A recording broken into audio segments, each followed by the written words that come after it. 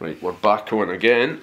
And I suppose following that up, well, I wanted to ask you a similar question about capitalism, but before I do that, in terms of when we spoke the other night for your own channel, I was talking about that I would support Scottish independence as a way of a rupture, a major rupture.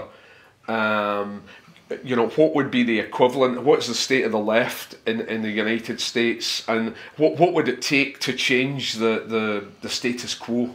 Well, that's a difficult question. It's certainly different than Scotland, I'm sure, which still has people who are very interested in politics on a day-to-day level. I think most people are the silent majority here. I mean, that's what it's turned into. It never really changed except during the war. So any sectarian splits, you don't even use that term when it comes to the usual politics in the United States from the same parties.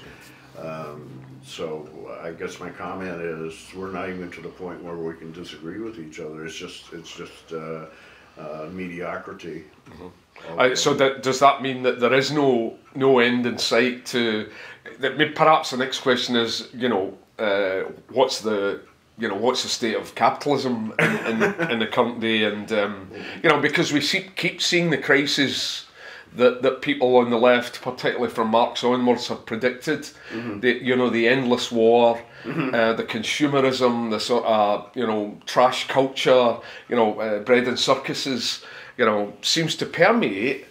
And you would think that would give us the opportunity for some sort of rupture in were it not for Marx's idea of false consciousness, because people lull themselves into thinking everything's all right, and it's too complicated for them to think about, so they don't think about it at all, and they certainly don't act about it over it.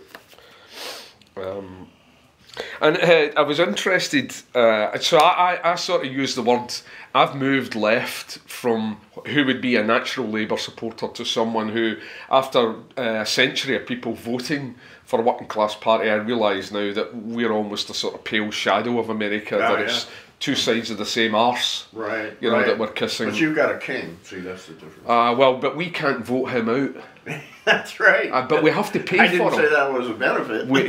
Yeah, but it's certainly not a democracy. We're certainly one stage down the democratic ladder. That's one of the reasons that I'm a member of Republic, is that I'm a Democrat. Yeah. In the widest sense of the word, that I believe in people voting. I don't believe in an elite. But what's worse than the hypocrisy of the United States calling itself a democracy, and England freely admits it's not. I mean, because of the structure of the government. It's like, it's a small point. Yeah. And the question I wanted to ask you is, I would use, I've always considered myself a socialist, and I now consider the Labour Party no longer represents either left-wing or working class ideas, and I've recently joined the Communist Party. So in terms of the etymology, you would generally describe yourself as a communist rather than a socialist? Yeah, I think I would. I mean... what's the difference for you? Well, the difference is that neither has reached the point that I would like it to. It's more practical to be a socialist. People probably wouldn't assassinate you if you said you were. Communist, I'm not too sure, but in the sense that socialism tends to turn into reformism if it's left out to dry, and communism is the next step from socialism. So one is very utopian, the other one is sort of practical, but it disintegrates into mediocrity, I think. Compromises within the Democratic Party. I mean, there's only one socialist in the Democratic Party to compromise with, but he already has. He's compromised himself thoroughly. And just any in terms of your journey to communism, what were the sort of milestones that you've had in your life that have taken you from an army kid to a committed communist? Well, they're not, mutually exclusive. I mean, I am not anti-military. The Soviet Union basically won World War II. They didn't win it with cooks and doctors. I mean, they won it with soldiers. So you can look at socialism and communism being It's just different versions of the military because there's all that sharing. There's the idea of communal principles that permeates the Army. So I don't think they're mutually exclusive. But strictly when I came to it, I just started reading because I didn't know shit when I was younger, even in STS, because the thing, well, you weren't encouraged to be a communist if you're in STS, unless you were in the Weatherman faction, which I did join the Revolutionary Youth Movement, but by that time the war was just been over and the Weather Underground had already started. But reading was the thing. Reading is the key. Read Marx, read the Manifesto, and read Lenin, and it all makes sense. It all falls into place eventually.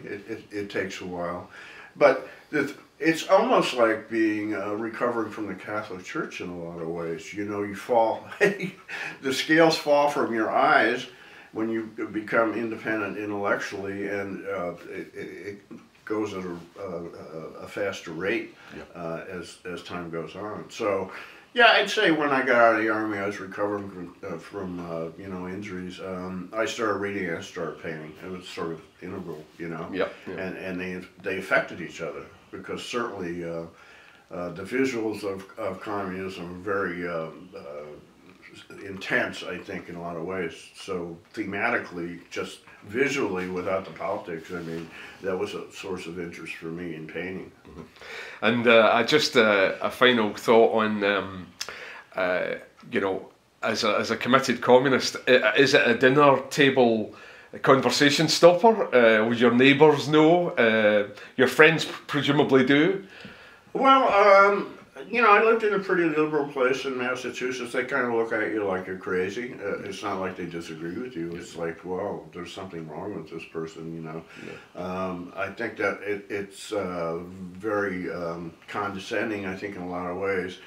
Don't shake up the ship sort of thing, and Massachusetts is one party state, which actually, resembles some communist states itself, But, yeah, I mean, I never got attacked or anything.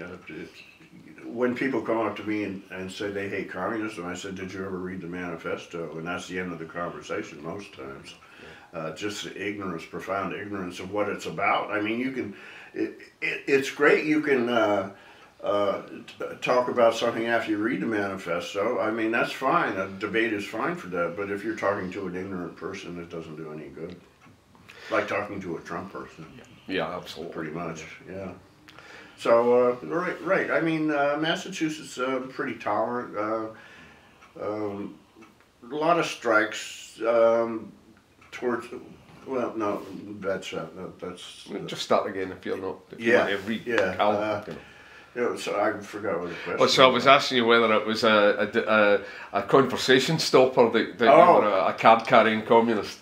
Well, I mean, my paintings sort of echoed communist stuff, so nobody ever gave me any hassle about that. They just thought I was nuts. Yeah. So.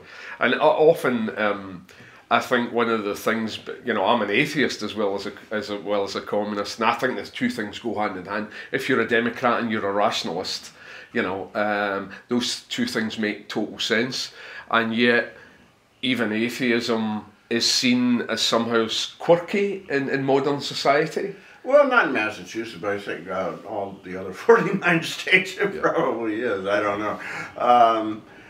Atheism, I can't even say that I'm an atheist because that's so absolutist. I cannot pronounce that. So, it's a conclusion rather than a belief. Yeah. It's a conclusion that if you work things out in the same process of education that you've done, I come from a Catholic background as well. Indeed you did. That is the conclusion, is that, you're not short of batshit crazy people, from the religious getting elected and people in the USA, and people who should never be anywhere near public office. Yeah. And of course they fill them now, Yeah. And if you have to come out and say that you're an atheist, it's sort of seen as, that's so quaint. What's wrong with you? Yeah, it's the same thing. I see what you're saying. It's the same effect on people. And if you're both,